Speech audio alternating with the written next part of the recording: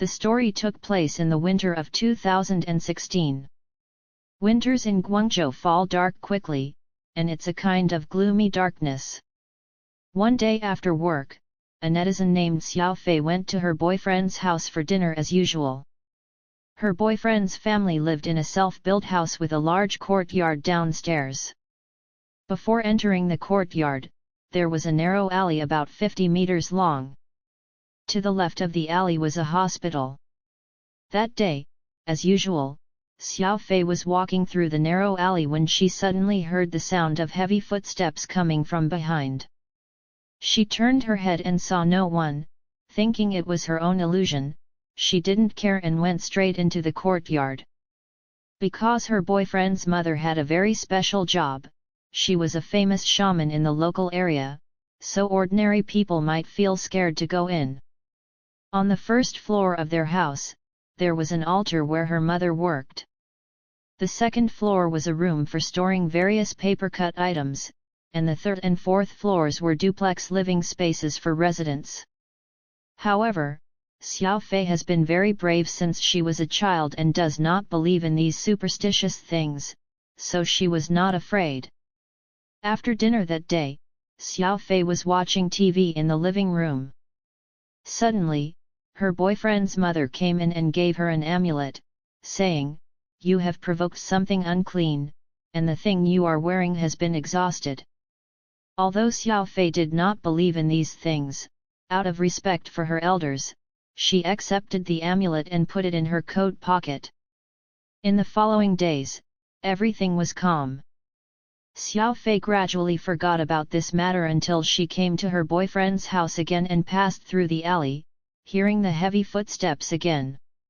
She turned her head and saw nothing, so she quickened her pace and went into the house. That day, only Xiao Fei and her boyfriend were at home, and her boyfriend's parents went to a wedding and would come back very late. So, after they ordered takeout, Xiao Fei took a bath and hid under the quilt to read a novel. Then, her boyfriend also went to take a bath. At this time, only Xiao Fei was left in the room. After reading the novel for a few minutes, she felt very sleepy. In a drowsy state, she saw a tall shadow enter the room through the door. It was not a shadow, but more like a snowman without facial features, just like the snowflakes that appeared on the black and white TV when there was no signal when she was a child. Xiao Fei was very scared, but she couldn't move or shout.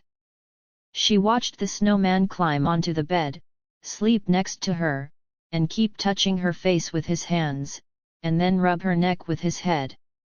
This process lasted for about 10 minutes until the door was opened, and the snowman suddenly disappeared.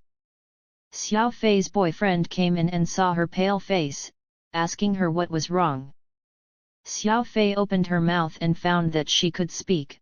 She asked her boyfriend if he had just entered the room. The boyfriend was very confused after hearing this, saying that he had been taking a bath all the time. Xiao Fei shook her head and said it was just a nightmare. However, when she got out of bed to pour a glass of water, both she and her boyfriend were shocked because she touched a puddle of viscous and smooth liquid like egg white where the snowman had lain. This puddle of liquid could not be Xiao Fei's because her pajama pants were dry, and it could not be her boyfriend's because he was a clean freak and would definitely fold the quilt in the morning.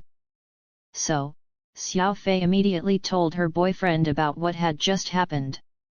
Her boyfriend quickly called his mother. When they returned home, it was already too late. Her boyfriend's mother asked Xiao Fei where the amulet she had given her last time was. Xiao Fei said she had put it in her coat pocket. But when she took it out to look, she found that the amulet had been washed into a yellow paper lump. Her boyfriend's mother didn't say anything. She ran downstairs to get a brush and a small plate, and then the brush stuck the things in the plate to the four corners of the room's windows and doors. After doing this, she told Xiao Fei that it was okay to go to sleep, and to ask the shaman to come up and ask what happened tomorrow morning. That night, Xiao Fei tossed and turned, unable to sleep. The next morning, she finally got up. Her boyfriend's mother prepared things and called Xiao Fei to go downstairs. Although Xiao Fei was very resistant in her heart, she could only grit her teeth and go downstairs because of this matter. After arriving downstairs, the shaman placed a plate of rice and a few duck eggs in front of the altar, then lit 3 incense sticks and sat down. Xiao Fei couldn't understand the shaman's words. After a while, the shaman began to tremble, and then a man's voice that made Xiao Fei's hair stand on end came. The shaman asked, "What do you want me to come up for?" Xiao Fei was very scared at the time. She asked the voice why it was pestering her. The voice said, "I like you."